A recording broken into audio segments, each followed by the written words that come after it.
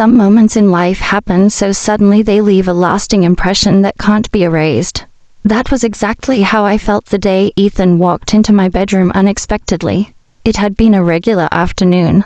Daniel, my husband, was at the office as usual. Ethan, his son from a previous marriage, had recently come back home after a rough breakup. We'd been treading carefully around each other since his return, trying to avoid old tensions. I was in my room trying on a dress for an upcoming event when I decided to change into something else. In the middle of changing, with just my underwear on, the door opened without warning. Make sure to subscribe to my channel so I can continue bringing you more fascinating true stories like this one. And don't forget to watch this video till the end and like the video because this story is going to be incredibly interesting. Please hit the like button to show your support. Amelia, have you seen Ethan? Daniel's voice stopped abruptly when he saw me. I froze, still holding the hanger as his eyes flicked from me to the floor. His face turned bright red, and he quickly spun around, almost knocking over a lamp. I'm sorry, he stammered, backing out of the room. Ethan, I gasped, grabbing a robe to cover myself. The door slammed shut, and I stood there, my heart racing, as the reality of what had just happened sank in. For the rest of the day, I avoided Ethan. I stayed in my room, pretending to be busy, but I couldn't focus. The image of his shocked face kept replaying in my mind, and every time I thought about it, a flush of embarrassment rose up my neck. At dinner, the tension between us was thick with unsaid words. Did you finish your errands today? I asked, trying to sound casual. Yeah, Ethan replied, not looking up from his plate. Daniel glanced between us, unaware of the awkwardness. I told Ethan he should take some time off and figure out what he wants to do next, Daniel said. That's a good idea, I responded, though my voice sounded unnaturally bright. Ethan finally looked up, his face unreadable. I appreciate the hospitality, he said. I won't stay longer than I need to. Don't be silly, Daniel waved off the comment. Your family. The following days were painful. Every interaction with Ethan felt charged, like we were both walking on eggshells. He avoided being alone with me, and I told myself it was for the best, but no matter how hard I tried to forget, I found myself thinking about it more often than I cared to admit. One evening, I caught him glancing at me across the living room. His gaze lingered just enough to make my stomach flutter. I quickly looked away, pretending not to notice, but the moment stuck with me. Soon, I started noticing subtle changes in his behavior. He started coming home earlier and spending more time in the shared areas of the house. One night, I caught him in the kitchen, leaning against the counter with a glass of water in his hand. Can't sleep? I asked, keeping my tone light. He shrugged. Something like that. We stood in silence for a moment, the hum of the refrigerator the only sound. About the other day, he said suddenly, his voice low. I'm sorry. You don't need to apologize, I said quickly. I shouldn't have walked in like that, he continued, eyes focused on the floor. It was an accident. I replied, my voice softening. Let's just forget about it. He looked up, his eyes meeting mine. Is that what you want? The question caught me off guard, and for a moment, I didn't know how to respond. It's for the best, I said finally. He nodded, but his expression suggested he wasn't fully convinced. The tipping point came one evening when Daniel called to say he would be working late. I was in the living room, flipping through a magazine, when Ethan walked in. He hesitated in the doorway, as if unsure whether to stay or leave. Want to watch something? He asked finally, gesturing toward the TV. Sure, I said, setting the magazine aside. He sat beside me, the cushion shifting under his weight. We watched in silence for a while, but the air between us was charged with unspoken tension. At one point, our hands brushed as we reached for the remote, and I felt a jolt of electricity. He quickly pulled his hand away, his cheeks reddening. Sorry, he muttered. It's okay, I said, though my voice wavered slightly. The moment passed, but it left behind a lingering sense of possibility, one neither of us dared to voice. A few nights later, I found myself wide awake, long past midnight. The house was silent, except for the faint ticking of the grandfather clock in the hallway. I got out of bed and wandered into the kitchen, hoping to make some tea, but when I arrived, Ethan was already there. He sat at the table with a mug of coffee, his gaze distant, the dim light from the under-cabinet lamps casting shadows on his face, making him appear older than his 25 years. "Can't sleep either?" I asked, leaning against the doorframe. He glanced up, startled, before offering a faint smile. "Something like that." I poured myself some tea and sat across from him. For a moment, neither of us spoke. Then, unexpectedly, he broke the silence. "Do you ever feel stuck?" he asked quietly, his voice steady. "Stuck?" I repeated, tilting my head. "Like you're just going through the motions," he said, staring into his coffee. "Doing what everyone expects of you but never really living for yourself." His words struck a chord I wasn't prepared for. I hesitated before answering. "Yes," I said softly, "more often than I'd like to admit." He looked up, his eyes searching mine. "What do you do about it?" "I don't know," I admitted. "I've spent so much time putting others first, Daniel. This house. I guess I never thought about what I wanted." Ethan's gaze didn't waver. "Maybe it's time you did." The weight of his words lingered in the air, a challenge I wasn't sure I was ready to accept. From that night, things between us began to change. It was subtle at first, a lingering glance, a fleeting touch as we passed each other. One afternoon, I was in the garden pruning roses when Ethan joined me. "Need help?" he asked, crouching beside me. "Do you even know how to prune a rose bush?" I teased. "Not a clue," he grinned. I laughed, handing him the shears. "Well, let's hope you don't kill it." As we worked side by side, I felt a peace I hadn't felt in years. Ethan's presence was calming, grounding, in a way that surprised me. "You're good at this," I said, watching as he trimmed a branch carefully. "Beginner's luck," he shrugged. "No, really," I insisted. "You have a good eye for detail." He glanced at me, his expression softening. "Maybe I learned it from watching you." The compliment took me by surprise, leaving me speechless for a moment. Later, as we cleaned up after dinner, our hands brushed as we both reached for the same plate. The contact was brief, but it sent a jolt through me that I couldn't ignore. "Sorry," Ethan said quickly, pulling his hand back. "It's fine," I replied, though my voice wavered. He hesitated before speaking. "Amelia." I looked up at him, my heart pounding. Yes, he seemed to struggle for words before finally saying, "Nothing, never mind." But the tension in his voice told me everything I needed to know. Sophia, my closest friend, was the first to notice something was different. She came over one afternoon for coffee, her sharp eyes taking in every detail as we chatted in the living room. "You seemed riled lately," she said, her tone casual yet probing. "Do I asked, trying to act nonchalant. "Yes," she said, leaning forward slightly. "And Ethan's been around more than usual. Everything okay?" "Of course," I replied quickly, but I could hear how forced my voice sounded. Sophia gave me a knowing look. "Amelia, I've known you for years. I can tell when something's on your mind." "There's nothing to tell," I insisted, but her words left me unsettled. Later that night, after Sophia had gone and Daniel had retreated to his study, I found Ethan in the living room, flipping through channels on the TV. "Mind if I join you?" I asked, sitting down beside him. "Not at all," he said, his smile easy. We watched in comfortable silence for a while, but the space between us felt both too close and not close enough. Finally, Ethan set the remote down and turned to me. "Can I ask you something?" he said, his voice tentative. "Of course," I replied, my heart racing. "Do you ever regret marrying my dad?" The question caught me off guard, and I hesitated before answering. "I don't regret it," I said carefully, "but sometimes I wonder if I made the right choice." Ethan nodded thoughtfully. "I've been wondering a lot about choices lately." I turned to him, my pulse quickening. "Like what?" "Like what it means to follow your heart," he said, his gaze locking onto mine. The room seemed to grow still, and the air between us thickened with unspoken words. Before I could stop myself, I reached out and placed my hand over his. "Amelia," I began, but the rest of the words caught in my throat. He leaned closer, his eyes searching mine.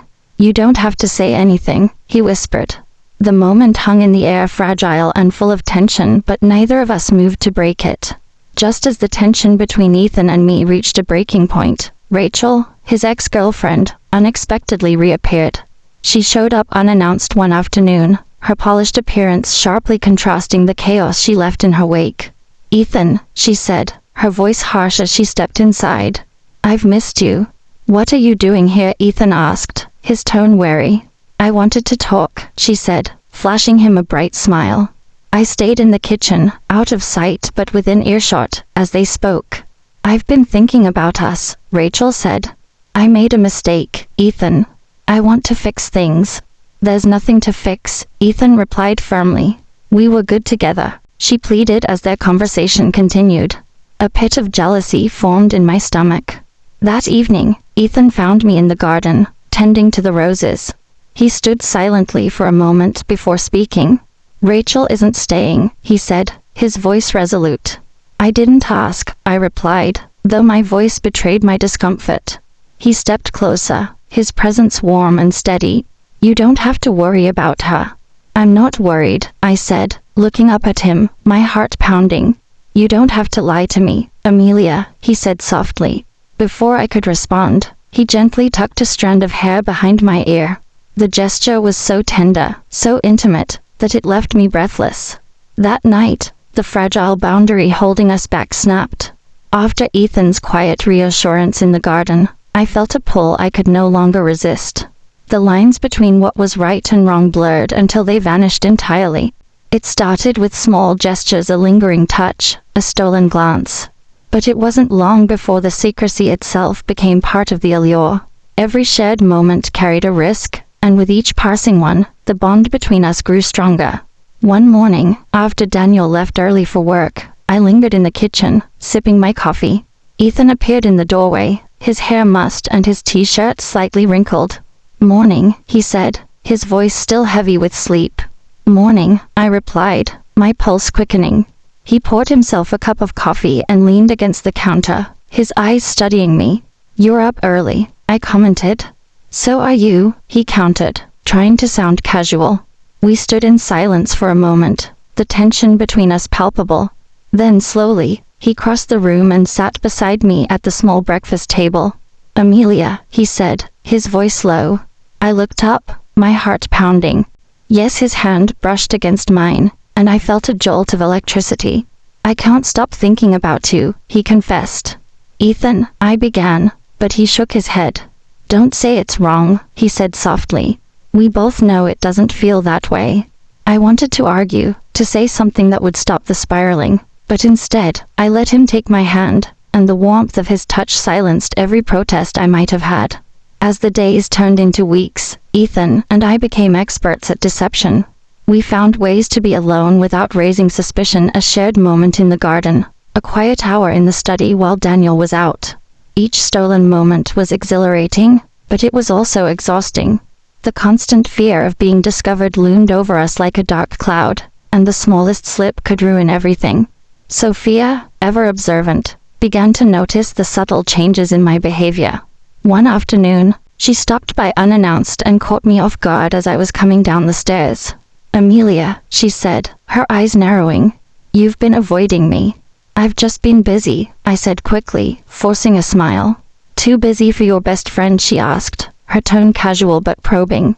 I hesitated, unsure how to respond. "It's not like that," I began, but she cut me off. "Then, what is it?" she pressed, "because something's going on, and I think I know what it is." Her words sent a chill down my spine, but I managed to keep my expression neutral. "I don't know what you're talking about," I said. Sophia's gaze lingered on me for a moment before she sighed. "Just be careful, Amelia. Whatever you're doing, it's not worth losing everything." Her warning stayed with me long after she left. Rachel's visits became more frequent, much to my discomfort. One evening, she showed up unexpectedly at the house, her bright smile hiding the calculated intent behind her actions. "I thought I'd bring dinner," she said, holding up a takeout bag. "That's thoughtful," I said, trying my best to hide my irritation. "Ethan," she said sweetly, "but you didn't have to." "I wanted to," she replied, her voice sickly sweet. "I've missed us." The tension in the room was unbearable, and I excused myself, retreating to the kitchen under the pretense of setting the table. From there, I overheard their conversation, each word twisting in my gut. "We could try again," Rachel said, her tone almost pleading. "There's nothing to try," Ethan replied firmly. Her laugh was brittle. "You're hiding something. I can feel it." I held my breath, hoping Ethan wouldn't falter. "What I do isn't your concern," he said coldly. When Rachel finally left, I was relieved, though it was fleeting. One evening, Daniel came home earlier than expected, nearly catching Ethan and me in the study. We'd been looking over paperwork, an excuse for the real reason we were there. The sound of the front door opening made a scramble. "Amelia," Daniel called out from the hallway. "Here," I replied quickly, creating distance between Ethan and myself. Daniel appeared in the doorway moments later, looking puzzled. "What are you two doing?" he asked. "Ethan was just helping me organize some old files," I said quickly, gesturing to the stack of papers on the desk. Daniel gave us both a lingering look before nodding. "Dinner's ready." After Daniel left, Ethan turned to me, his expression tense. "That was too close," he muttered. "I know," I whispered, my heart still racing.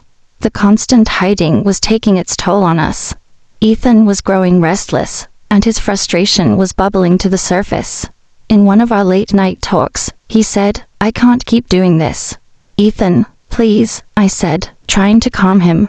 "I'm tired of pretending," he said, his voice rising. "Of sneaking around, of acting like nothing's happening when everything is happening." I stood and placed a hand on his arm. "We don't have a choice." "There's always a choice," he said, his gaze intense. "You just have to decide if I'm worth it." His words left me breathless, but I couldn't give him the answer he wanted. Not yet. Sophia's suspicions finally boiled over during one of our coffee dates. She set her mug down with a thud, her expression sharp. "Amelia," she said, leaning forward, "are you having an affair?" The bluntness of her question stunned me into silence. "You don't have to lie," she continued. "I've seen the way you look at him." I swallowed hard, struggling to find the words. "Sophia," I began, but she held up a hand to stop me. "I don't need the details," she said. "Just think about what you're risking for him." Her words cut deep, leaving me shaken long after she left. Rachel's persistence reached a breaking point when she confronted Ethan directly. I overheard their argument in the driveway. Her voice was sharp with accusation. "You're hiding something," she said, "and I'm going to find out what it is." Ethan's response was calm but firm. "Rachel," he said, "you need to move on." "Not until I get the truth," she snapped. The confrontation sent a wave of panic through me. If Rachel discovered the truth, it would destroy everything. The day Rachel decided to escalate everything, it began to unravel. She cornered me in the garden while Ethan was out. Her demeanor was both saccharine and sharp. "Lovely roses," she said, brushing her fingers over a bloom as though admiring it. "Thank you," I replied cautiously, not trusting the glint in her eye. She turned to face me, her smile brittle. "You know, I've been thinking about Ethan a lot lately. He's been different, guarded, secretive." "Do you know anything about that?" I forced a smile. "Ethan's been through a lot recently. I'm sure he just needs time." Rachel tilted her head, her expression turning cold. "Maybe. Or maybe there's more to it." Her words made my stomach twist. "I'm not sure what you're implying," I said, my voice steady despite the panic rising in my chest. She stepped closer, her gaze piercing. "If there is something, you should know. I won't let it slide." I didn't respond, but her words hung in the air long after she left. Later that evening, Sophia showed up at the house unannounced, her expression stormy. "Amelia," she said, brushing past me into the living room. "We need to talk." I closed the door, bracing myself for what was coming. "Sophia, now isn't a good time." "Too bad," she interrupted, turning to face me. "I've tried to give you space, but I can't stay quiet anymore." "Sophia, please," I began, but she shook her head. "No more excuses," she said firmly. "I know there's something going on between you and Ethan, and if I know, how long do you think it'll be before Daniel figures it out?" Her words struck like a slap. "You don't understand," I said weakly. "Then make me understand," she said, her voice softer now. "Amelia, I'm your friend, but you're playing with fire, and someone's going to get burned." Tears welled in my eyes as I sank under the couch. I didn't mean for this to happen, I whispered. But it did, Sophia said gently. And now you need to decide what you're going to do about it.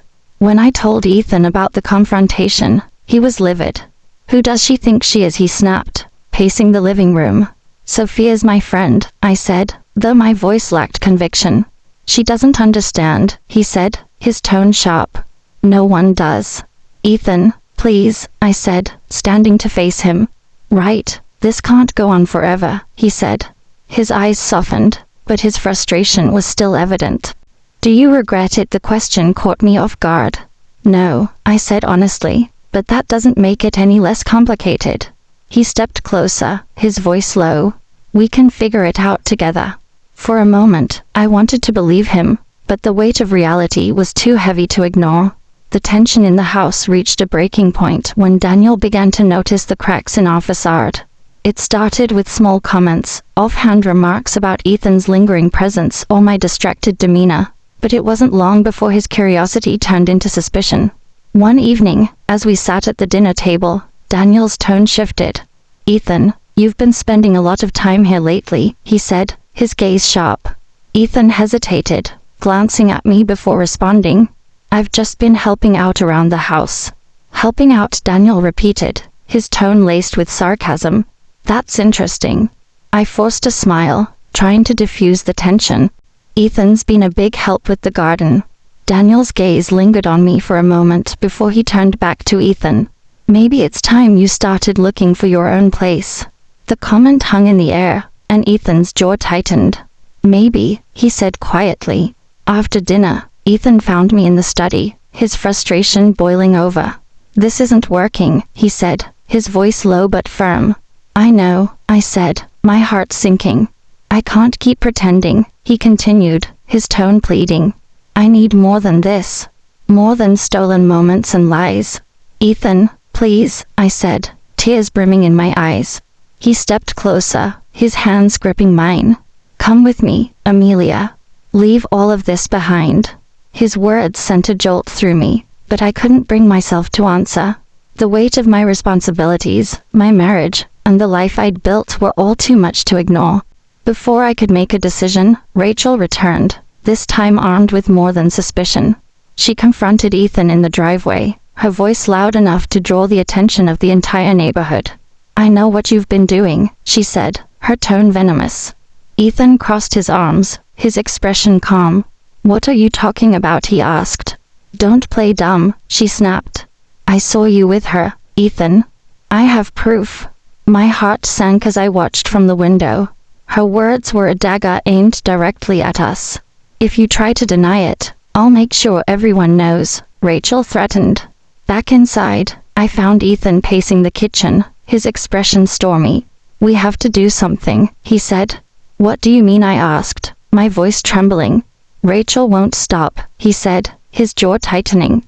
If we don't act now, she'll destroy everything. But how? I asked, feeling helpless.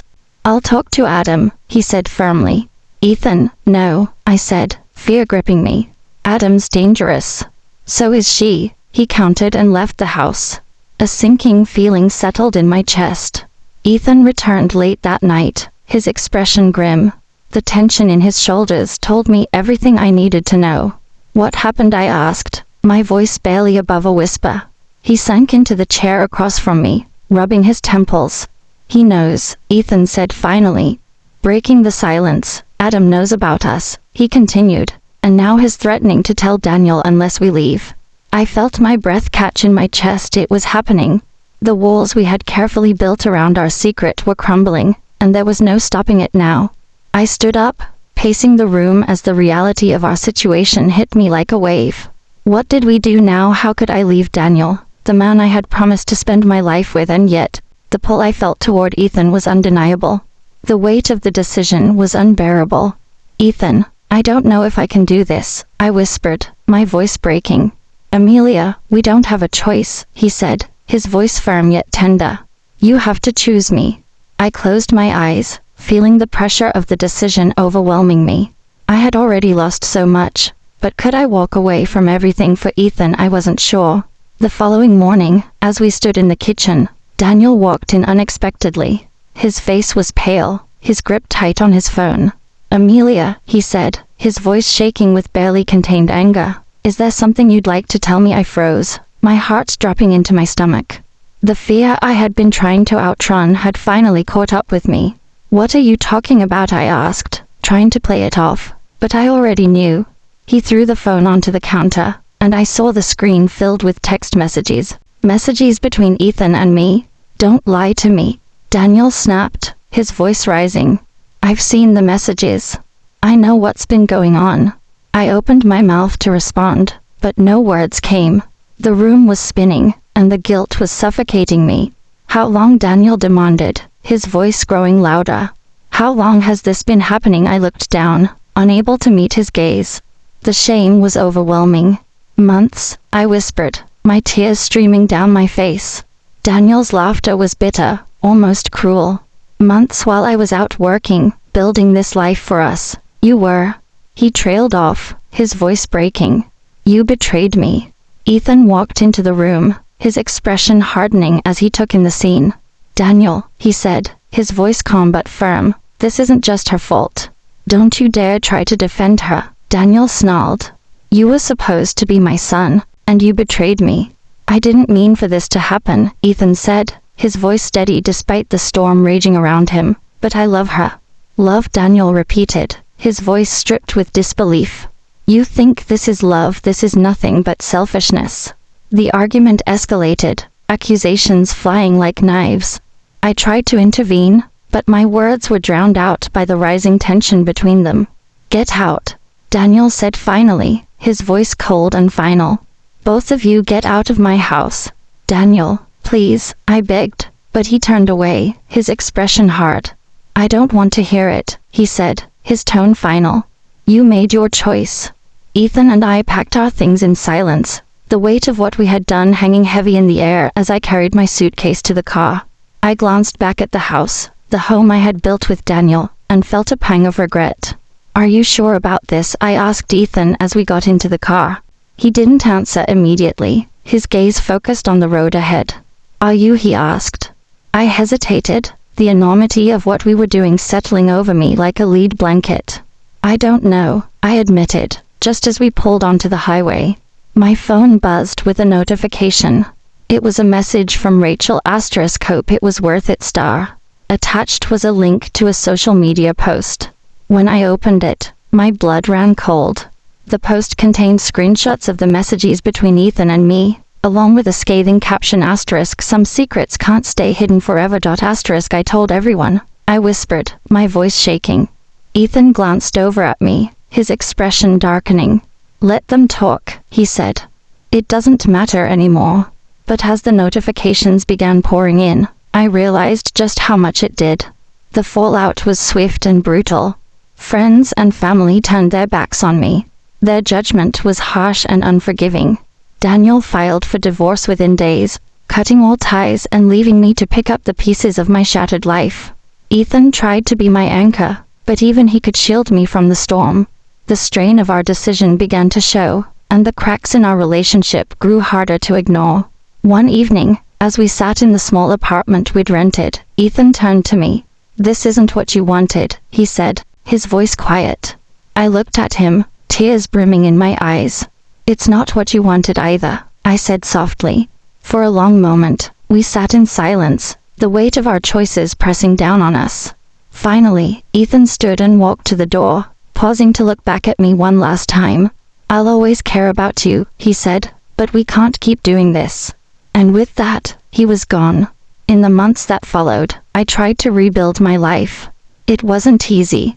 The whispers and judgment from those around me were constant reminders of my mistakes.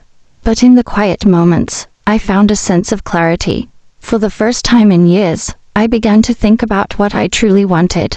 Not for Daniel, not for Ethan, but for myself. Looking back, I realized that while I couldn't change the past, I could learn from it. And perhaps in time, I might find a way to move forward. The weeks after Ethan left were the hardest of my life.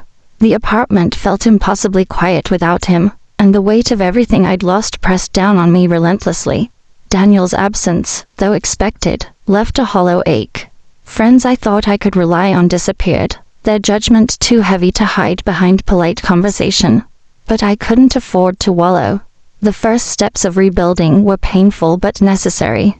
I took a job at a local art supply store, spending my days surrounded by bright pigments and blank canvases, symbols of potential, though I rarely touched them.